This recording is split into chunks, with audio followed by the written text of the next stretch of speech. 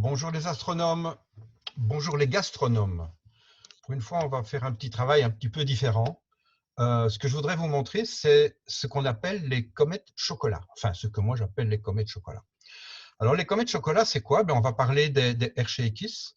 On va parler de trois comètes, Ison, Lovejoy et Swan. La dernière comète Swan dont on va parler, qui est assez intéressante. Mais pourquoi est-ce que je parle des comètes chocolat? Regardez bien la comète Ison telle que je l'avais dessinée, c'était en 2013. Je ne sais pas si vous voyez, la partie ici est assez évasée. Elle est relativement plate, un peu comme s'il y avait une onde de choc. Et la partie perpendiculaire au noyau est assez évasée aussi. Donc là, il y a plus de distance qu'entre le centre et le début. C'est un peu la même chose, on le voit mieux d'ailleurs sur la comète Lovejoy, que j'ai dessinée ici en 2014. On le voit encore mieux, vous voyez cette espèce de forme de goutte qu'il y a ici, à l'avant. Le pseudo-noyau se trouve très près du bord extérieur vers lequel se trouve le Soleil. D'accord? Donc le Soleil se trouve par ici. Il éclaire là. Et ici, c'est relativement plat. Et là, vous avez cette espèce de forme de goutte avec la queue qui suit derrière. Je reviens à la comète précédente. La comète Ison, vous voyez, elle était déjà colorée vert. Elle était visible parce qu'elle est beaucoup plus brillante que prévu, ainsi que celle-ci. Alors pourquoi est-ce que je parle de comète chocolat? Parce qu'il y a une société, une compagnie américaine qui a développé cette espèce de chocolat en forme de comète. On peut vraiment le dire. Vous voyez, on voit ici le bas du noyau de la comète, et ici on voit sa queue.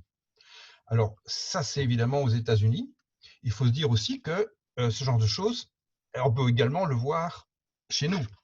Et donc il y a une société belge, hein, je suis désolé, mais c'est une société belge qui a développé ce genre de choses aussi.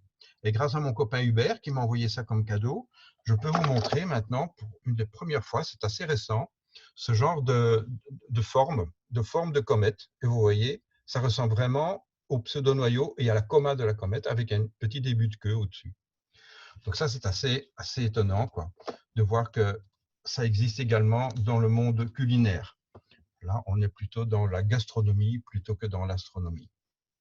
Alors, au niveau de ces comètes, je voulais parler particulièrement de la comète Swan. Alors, la comète Swan, on vient de la découvrir, hein, il n'y a pas très longtemps. C'est une comète découverte en 2020. Et on voit également cette espèce d'échancrure ici. On le voit mieux ici sur la partie qui est plus brillante. On voit cette forme cette forme de praline. Alors pourquoi est-ce que c'est comme ça? Parce qu'en fait, il est probable qu'il y ait un événement de division au niveau du noyau. Donc pour le moment, cette comète Swan qui devait être de magnitude 14, elle est visible à l'œil nu, dans l'hémisphère sud, mais elle arrive chez nous. Elle est visible à l'œil nu, donc ça veut dire qu'elle a beaucoup plus de lumière. Donc il est probable qu'il y ait une division du noyau, mais qui n'est pas, comme pour la comète Atlas, une désintégration du noyau. Donc il y a eu un fractionnement en probablement deux morceaux qui ont mis à jour du vent solaire, plus de neige que d'habitude. Hein, vous savez, ces comètes, ce sont des espèces d'icebergs interplanétaires, et ces icebergs peuvent fondre, on dit sublimer, grâce à la puissance du rayonnement solaire, et voilà ce qui se passe à ce moment-là. Et comme il pourrait y avoir une dissociation au niveau du noyau, qui est donc un fractionnement, mais pas une désintégration, quand on a cette forme-là, au niveau de la comète, ce genre de choses, on la revoilà ici, de nouveau la comète Swan, vous avez vu comme elle est jolie. Sa queue fait 10 degrés de long pour le moment, et la magnitude 5, 5,5 je pense, ce matin. Mais elles ne sont toujours visibles que de l'hémisphère sud pour le moment. Ici, elles rasent le soleil et elles se lèvent à peu près au moment où le soleil se lève. Donc, ce n'est pas possible de les voir pour l'instant. Au mois de juin, on pourra peut-être la voir. Mais il y a eu dissociation. Donc, ça veut dire qu'il n'est pas impossible que la lumière, qui est très forte pour le moment, va stagner et va redevenir, avec une diminution d'éclat plus classique au moment où la comète aura passé le périhélie.